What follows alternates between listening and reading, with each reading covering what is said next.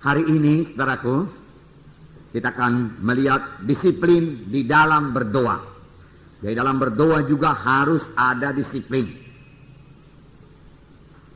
Dalam berdoa juga harus ada disiplin, saudaraku. Tanpa ada disiplin doa, kita tidak akan menang berdoa. Saudara, berdoa itu sangat penting. Walaupun setan berusaha mengatakan kepada kita bahwasanya doa itu tidak penting. Yang penting yaitu kerja, dia katakan. Yang penting berbuat. Jangan berdoa, tapi jangan berdoa. Tetapi seturut dengan firman Tuhan, berdoa itu sangatlah pentingnya. Minggu yang lalu kita dengarkan pentingnya doa itu. Ada beberapa contoh pada waktu itu. Contoh yang pertama yaitu mengenai bangsa Israel berperang dengan bangsa Amalek. Lalu Musa menyuruh Joshua berperang. Joshua berperang di bawah, tetapi Musa naik ke atas gunung. Firman Tuhan berkata, sepanjang tangan Musa diangkat ke atas, berdoa kepada Tuhan, maka menanglah Israel. Tetapi ketika tangan Musa menjadi penat dan tangan Musa turun, maka kalahlah Israel. Jadi saudaraku, di sini nyata saudaraku bahwasanya peperangan itu ditentukan oleh doa Musa kepada Tuhan. Kemenangan kita anak-anak Tuhan ditentukan juga oleh doa kita. Sudah pasti saudaraku, Tuhan mengendaki bangsa pilihannya menang, bangsa Israel menang. Demikian juga sekarang ini sudah pasti Tuhan mau memberkati kita. Pasti Tuhan mau hidup kita ini berkemenangan dan berhasil. Tetapi kalau kita tidak berdoa, hal itu tidak mungkin terjadi, saudaraku. Akhirnya Harun dan Hur yang menyertai Musa di atas gunung itu mendapat akal. Dia suruh Musa duduk di atas batu. Lalu Harun dan Hur mengangkat tangannya ke atas. Firman Tuhan berkata, dengan demikian tangan Musa terangkat ke atas sampai matahari terbenam. Dan dengan demikian bangsa Amalek dikalahkan oleh orang Israel. Jadi peperangan itu dimenangkan oleh doa. Oleh doa. Walau Tuhan menghendaki bangsa Israel menang, tetapi kalau bangsa Israel tidak berdoa, maka kemenangan tidak jadi. Begitulah pentingnya berdoa. Jadi tanpa berdoa tidak ada kemenangan. Kalau saudara lihat perjalanan Bani Israel, saudaraku, mereka mulai memasuki tanah Kanaan. Sudah mengalahkan Jericho, sudah mengalahkan saudaraku Ai. Nah, mereka mau memasuki kota-kota lain. Dan kota-kota lain mulai ketakutan akan kedatangan bangsa Israel. Lalu ada satu kota, kerajaan yang dekat dengan mereka, orang-orang Gibeon. Lalu mereka menipu. Mereka membawa pakaian-pakaian yang sudah usang, roti-roti yang sudah berjamur. Lalu mereka datang menjumpai Joshua dan panglima-panglimanya. Dan mereka berkata, saudaraku, kami ini datang dari jauh. Oleh sebab itu janganlah ganggu kami. Kami bukan penduduk negeri sini, dia katakan. Inilah dia roti kami yang kami bawa masih segar bugar. Tetapi ketika kami sampai di sini sudah berjamur, dia katakan.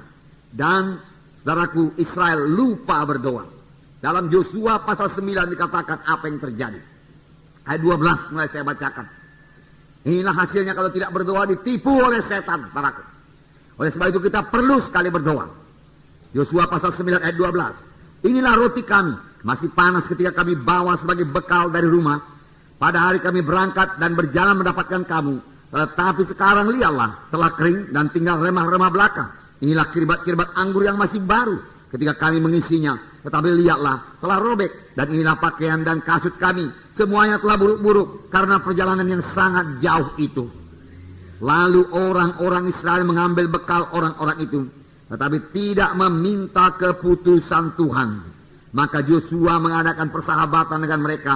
Dan mengikat perjanjian dengan mereka. Bahwa ia akan membiarkan mereka hidup. Dan para pemimpin umat itu bersumpah kepada mereka. Tetapi setelah lewat 3 hari, sesudah orang Israel mengikat perjanjian dengan orang-orang itu, terdengarlah oleh mereka bahwa orang-orang itu tinggal dekat mereka, bahkan diam di tengah-tengah mereka. Hal yang perlu kita perhatikan di sini dikatakan dalam ayat 14. Lalu orang-orang Israel mengambil bekal orang-orang itu, tetapi tidak meminta keputusan Tuhan. Dengan kata lain, Israel lupa berdoa. Lalu mereka tertipu oleh orang Gibeon, karena mereka lupa berdoa. Saudaraku, ini juga terjadi bagi anak-anak Tuhan. Kapan anak-anak Tuhan lupa berdoa, mereka dengan mudah ditipu oleh setan. Saya percaya kalau kita membekali diri kita berdoa cukup pada pagi hari, di mana kita memperoleh persekutuan dengan Tuhan, saudaraku, dan mendengarkan suara Tuhan, menerima pimpinan Tuhan pada hari itu, maka hari itu kita tidak bisa ditipu oleh setan, bahkan tidak bisa ditipu oleh orang lain, saudaraku, karena Roh Kudus Maha Tahu akan menyertai kita, akan memberitahu kepada kita kapan ada orang yang mau berbuat jahat kepada kita, saudara. Tetapi Israel lupa berdoa. Biar ini pelajaran bagi setiap anak-anak Tuhan supaya jangan lupa berdoa.